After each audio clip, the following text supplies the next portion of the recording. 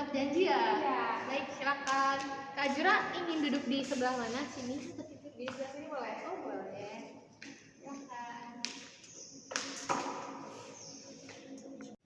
Baik, Kak Jura, izinkan saya memperkenalkan diri terlebih dahulu. Jadi di sini saya Rafita sebagai konselor di.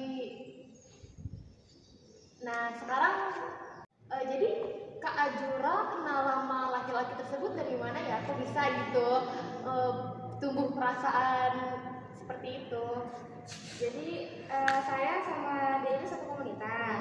Saya kan semester 3 nih, dia kan maba. Jadi waktu pas itu pengkaderan tuh kayak penerimaan baru lah, anggota baru. Nah posisinya di situ saya panitia. Nah di sini dia tuh anggota baru nih. Nah saya ngeliat di situ kan, kayak masya Allah baik banget orangnya, sopan. Plusnya ganteng lah ya. Iya. Nah dari situ saya lihatnya Kak, terus saya penasaran sama orangnya, saya stalking lah, terus kalau ada dia saya liatin lah, kayak gitu tuh penasaran. Tapi dari situlah tumbuh rasa kayak naksir nih gitu tuh. Tapi saya nggak berani confess Kak, karena alasan pertama saya ini semester 3, masa sukanya sama yang berondong, nanti apa kata orang kan.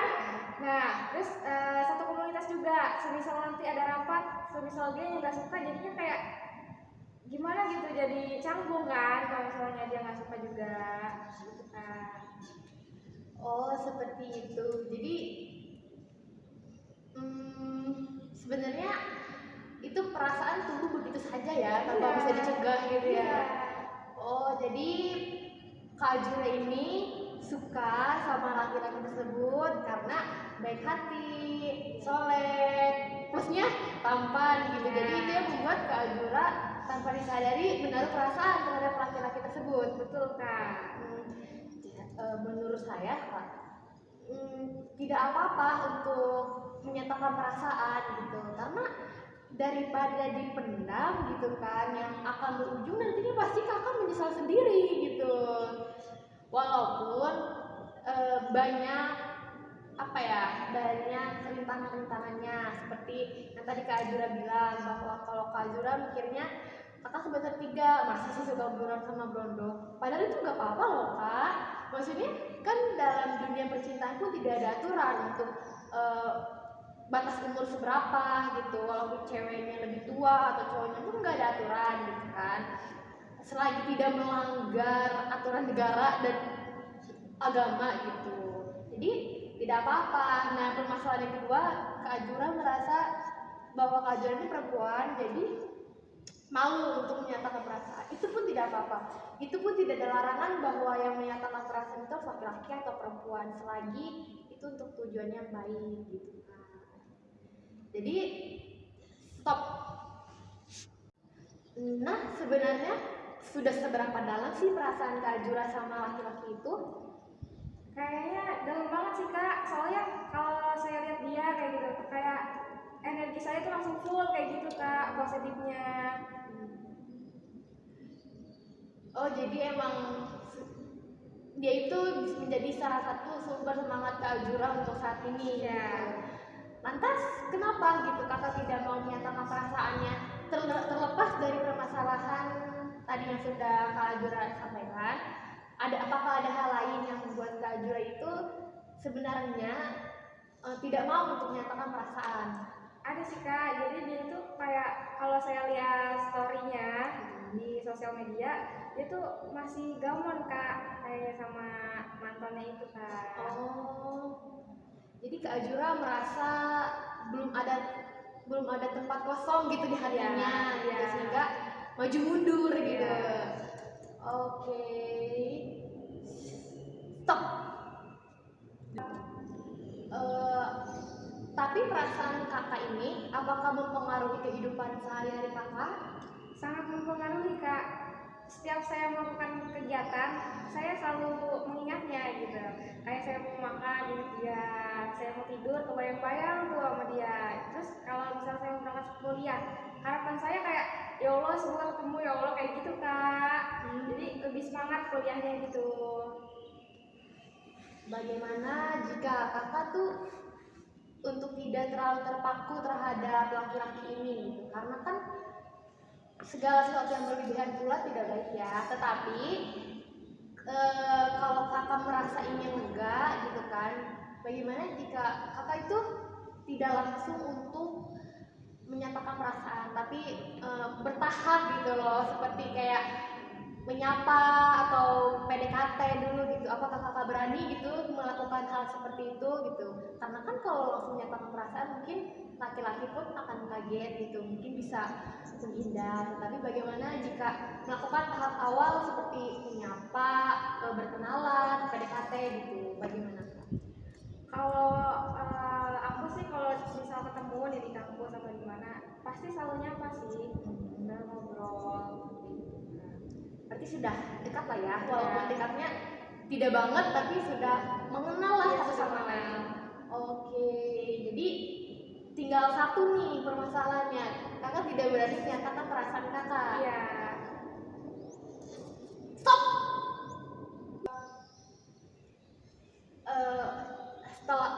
Setelah kan kakak sudah mengenal nih satu sama lain, tapi apa ada nggak sih yang ingin Kak Jura lakukan supaya laki-laki tersebut tahu gitu loh bahwa Kak Jura ini menyimpan perasaan untuk dia? Sebenarnya saya itu ingin menyampaikan ya, menyampaikan langsung kepada orangnya. Akan tetapi saya takut kak, soalnya misal saya sampaikan, dianya menolak, itu akan saya percaya saya tidak akan baik-baik saja setelah hal itu terjadi. Jadi gini ya, Kak Jura apa ya, mulai menata perasaan Kak Jura gitu dan pikiran bahwa ketika Kak Jura ingin menyampaikan perasaan tersebut, tanamkan dalam pikiran Kak Jura bahwa ini tuh supaya membuat Kak Jura lega saja gitu. Jadi tidak mengharapkan penerimaan ataupun penolakan gitu. Jadi tanamkan dalam pikiran Kak Jura bahwa gak apa-apa kalau saya ditolak gitu, saya akan baik-baik saja karena tujuan saya menyampaikan perasaan supaya saya ini lega gitu, supaya saya ini. Jadi pikirkan dalam benak Kak Jura bahwa ketika Kak Jura ingin menyampaikan perasaan tersebut hanya untuk membuat lega dan supaya dia tahu perasaan Kak Jura. Dan untuk masalah penerimaan dan penolakan, Kak Jura tidak berharap apapun karena tujuannya hanya untuk membuat Kak Jura lega. Begitu Kak Jura, bagaimana? Apakah itu membuat Kak Jura merasa berani untuk menyatakan perasaan Kak Jura? Boleh dicoba sih kalau itu. Jadi saya meyakinkan diri saya dulu ya kak. Iya. Jangan berharap lebih, hanya sekedar untuk membuat perasaan saya lega. Tentu saja itu butuh proses ya, bertahap, memang tidak mudah gitu. Tapi ketika Kak Jura bertekad untuk melakukan hal tersebut, pasti akan terlaksana gitu, pasti akan bisa. Mungkin setelah ini saya akan mengumpulkan keberanian saya ya. Iya. Jadi begitulah, jadi tujuan Kak Jura menyatakan perasaan ini supaya dia mengetahui perasaan Kak Jura, supaya Kak Jura lega. Jadi harus bisa dilakukan gitu. Iya, makasih kak. Saya udah nemuin nih jawabannya. Nah, untuk kedepannya saya harus melakukan apa? Jadi Kak Jura akan bisa melakukan hal tersebut. Insya Allah saya usahakan. Harus ya, harus bisa, harus pokoknya Kak Jura harus semangat supaya ketika nanti apapun jawaban dia itu tidak mempengaruhi hidup Kak Jura. Kak Jura bakal tetap melanjutkan hidup seperti sedia kalanya gitu. Dan semoga hubungan kalian berdua pun apapun yang terjadi tetap terjalin dengan baik gitu kan. Terima kasih kakak. Mungkin aku udah nemu nih jawabannya, kayak apa yang harus aku lakukan. Mungkin cukup segini aja ya kak. Oh baik, saya sih merasa lega ketika Kak Jura sudah menemukan solusi atau sudah merasa lega. Dan saya juga ingin berterima kasih kepada Kak Jura karena sudah bercerita seterbuka itu terhadap saya. Saya merasa terhormat karena Kak Jura sudah melakukan cerita karena Kak Ajura sudah bercerita dan terbuka kepada saya. Semoga kedepannya